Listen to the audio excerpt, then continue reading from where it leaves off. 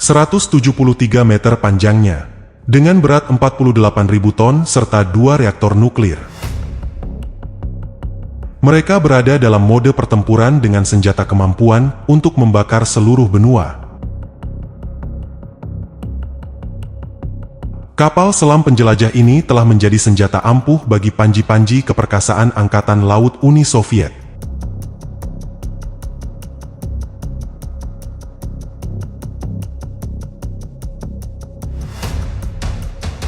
Dalam pembahasan kali ini kita melihat legenda nuklir raksasa dari paritas nuklir pada akhir tahun 1960-an antara Amerika Serikat dan Uni Soviet.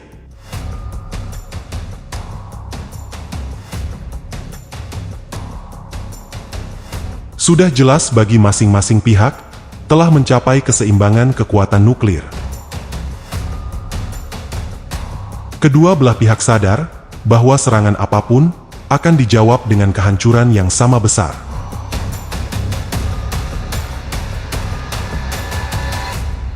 Upaya untuk mencegah perang nuklir menghasilkan perjanjian untuk membatasi jumlah senjata saat itu.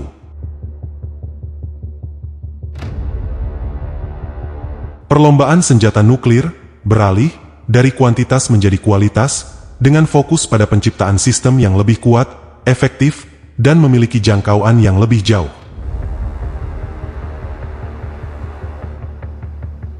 Misil balistik yang diluncurkan dari kapal selam menjadi fokus utama.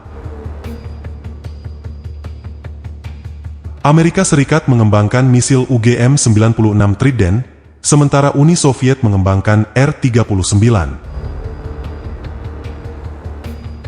UGM-96 Trident adalah roket berbahan bakar padat yang memiliki jangkauan penerbangan hingga 7.000 km dan membawa 6.100 kiloton hulu ledak nuklir.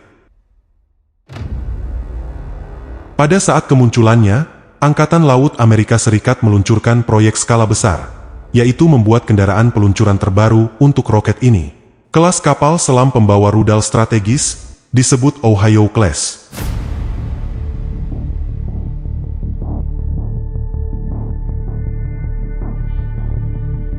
Dan pada saat yang sama, Uni Soviet menciptakan rudal angkatan laut baru.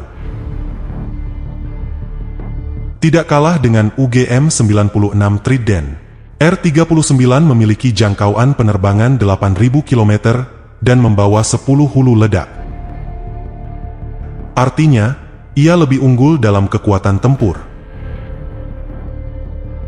Namun pencapaian ini mempunyai harga yang meroket, yaitu 60% lebih besar. Dengan berat 90 ton, karakteristiknya sangat berat. Roket ini menjadi tantangan nyata bagi pencipta kapal selam.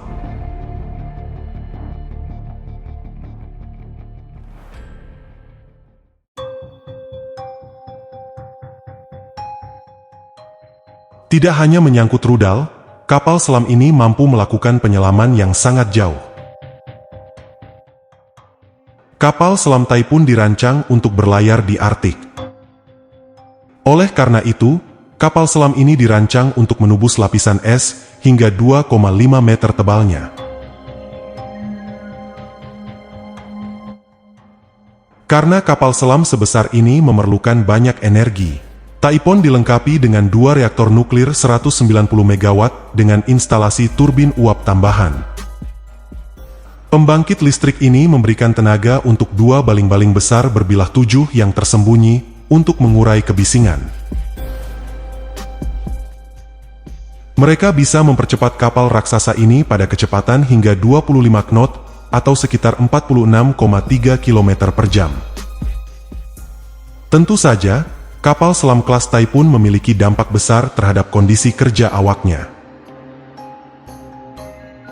Dengan ukuran yang besar dan desain baru, kapal-kapal ini memungkinkan penambahan berbagai fasilitas rekreasi, seperti gym, kolam renang, sauna, dan lainnya. Oleh karena itu kapal-kapal ini sering disebut sebagai hotel tenggelam.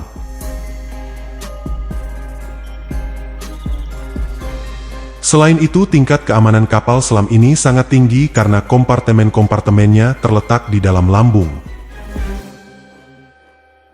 Hal ini mengurai resiko kehancuran kapal selam bahkan saat mengalami kerusakan serius. Sebagai contoh, pada tahun 1991 terjadi insiden. Salah satu kapal dari kelas ini yaitu Archangels, di mana sebuah misi latihan terjadi ledakan di dalam silo peluncuran.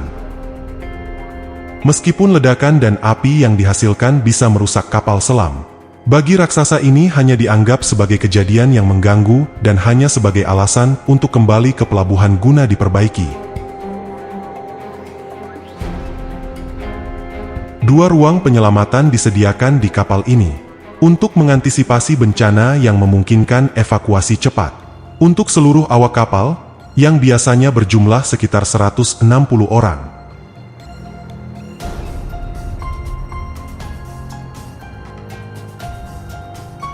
Sekarang mari kita fokus pada senjata utama dari kapal selam kelas Typhoon. Typhoon mampu membawa hingga 20 misil balistik R-39, atau dikenal sebagai SSNX-20 Starin.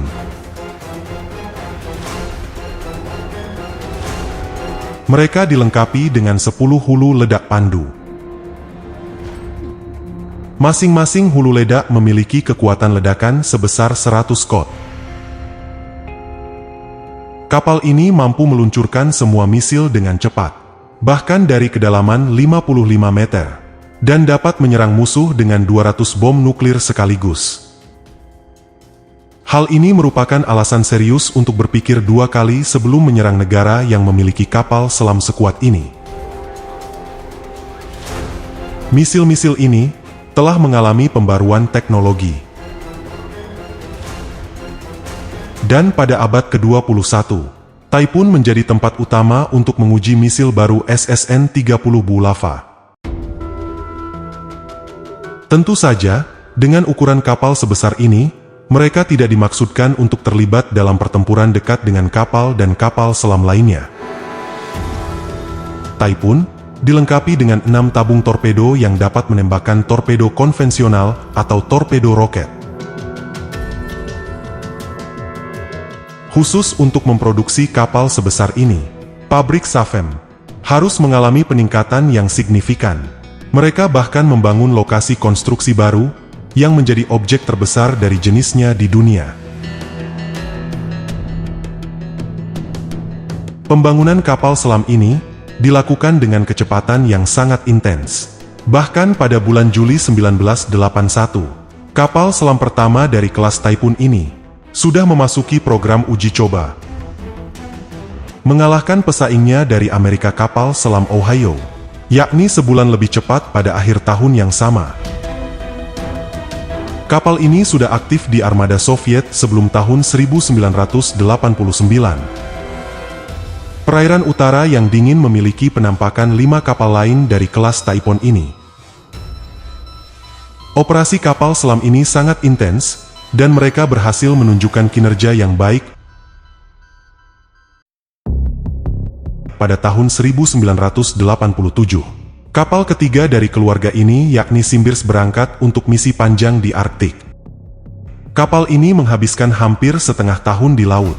Perjalanan kapal selam ini tidaklah selalu lancar. Pada tahun 1986, kapal selam Simbirsk bertabarakan dengan kapal selam Inggris HS Splendid. Tetapi, beruntungnya kedua kapal itu tidak mengalami kerusakan serius. Kemudian pada tahun 1991 terjadi ledakan roket di dalam salah satu kapal dari kelas ini, yaitu Archangels. Selain itu, pada pertengahan tahun 80-an, salah satu kapal terjebak di dalam jaring-jaring perangkapan ikan. Typhoon menjadi sorotan saat beberapa kali meluncurkan seluruh persenjataannya. Meskipun terlihat menakutkan, peluncuran tersebut sebenarnya adalah bagian dari pembuangan senjata, dan misil-misil itu hancur di udara.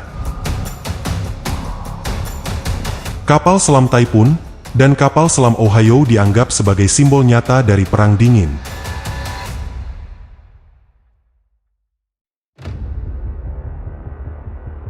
Namun ironisnya, ketakutan akan kekuatan mereka adalah faktor yang mungkin mendorong para pemimpin kedua kekuatan besar untuk duduk bersama dan mencari perdamaian.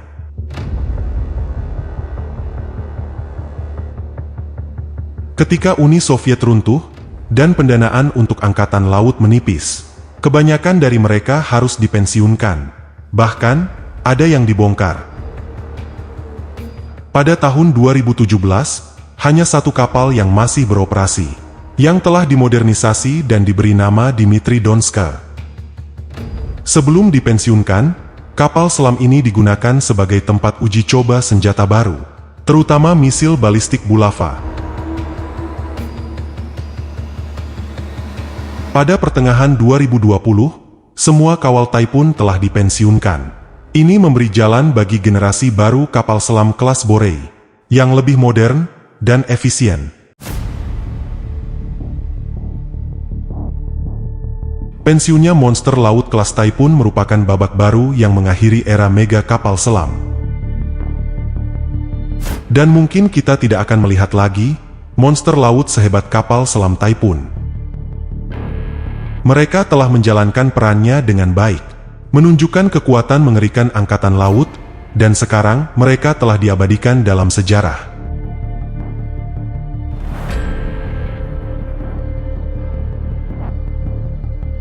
Inilah akhir dari pembahasan kali ini. Terima kasih telah menonton. Jangan lupa untuk subscribe dan nantikan pembahasan selanjutnya di Teora.